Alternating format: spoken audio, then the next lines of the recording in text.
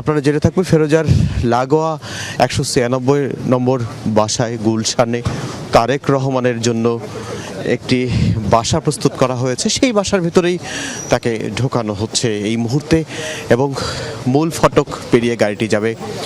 লাল সবুজ বাংলাদেশের পতাকা লাগানো সেই গাড়িটি ঢুকে গেল। এর আগেই এই বাসভবনের ভেতর মির্জা ফখরুল ইসলাম আলমগীর সহ রিজভী আহমেদ সহ রাজনৈতিক অঙ্গনের বিএনপির যারা সিনিয়র নেতা ছিলেন তারা সবাই ভিতরে প্রবেশ করেছেন এবং একই সঙ্গে আমরা দেখেছি আত্মীয় স্বজন যারা আছেন তারাও শেষবারের মতো বেগম খালেদা জিয়াকে দেখতে চান, তারাও এসেছেন। অর্থাৎ বাসভবনের ভিতরে বিএনপির সিনিয়র পর্যায়ের নেতাকর্মী এবং বেগম খালেদা জিয়ার স্বজন শুভাকাঙ্ক্ষী সহ অনেকেই অবস্থান করছেন। ইতোমধ্যেই এই এলাকা পুরোটি নিরাপত্তার চাদরে ঢেকে ফেলা হয়েছে।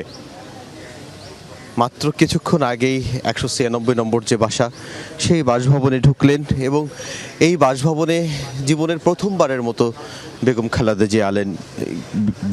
জিয়া এলেন নিথর দেহ হয়ে। এবং তিনি যখন এলেন তার আগেই তার সন্তান এই বাসায় এসেছেন, তখন তিনি হাসপাতালে। এবং যখন তিনি এলেন তখন একেবারেই শূন্য সব কিছু। তার সেই শূন্যতা পূরণ হবে কিনা সেটি নিয়েও তো নেতাকর্মীরা কথা বলছেন।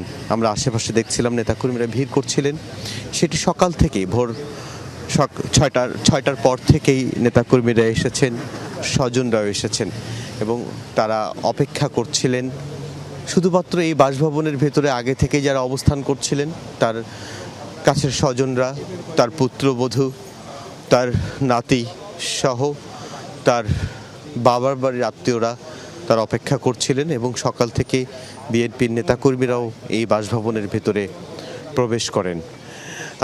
কিছুক্ষণ আগেই যখন বেগম খালেদা জিয়ার মরদেহবাহী গাড়িটি ঢোকানো হলো তখন আমরা দেখছিলাম আশেপাশে অনেকেই শ্রদ্ধাবনত হয়ে দাঁড়িয়েছিলেন। বেগম খালেদা জিয়া এলেন সেই গুলশানেই, যে গুলশানে শুধু তার বাসভবনেই নয়, এই গুলশানে তার রাজনৈতিক চেয়ারপারসনের কার্যালয়ও, সেই কার্যালয়েও তিনি কাটিয়েছেন জীবনের একটা বর্ণিল সময়ে এবং শেষ সময়ে বড় একা, বড় নিঃসঙ্গ ছিলেন বেগম খালেদা জিয়া। যখন আমরা জেনেছি যে 2014 সালের পর থেকে কিংবা তারও আগেও বেগম খালেদা জিয়া যখন এই বাসায় ছিলেন একেবারে নিঃসঙ্গ, তখন তার দুই সন্তানই তখন দূরে। একজন মালয়েশিয়া থেকে এলেন নিথর দেহ নিয়ে, তারেক রহমান তখন লন্ডনে।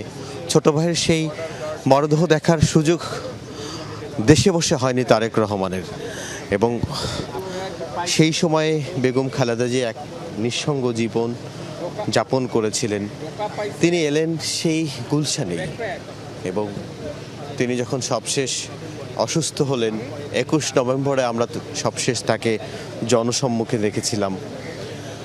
তারপরে তিনি অসুস্থ হন, হাসপাতালে নেওয়া হয়।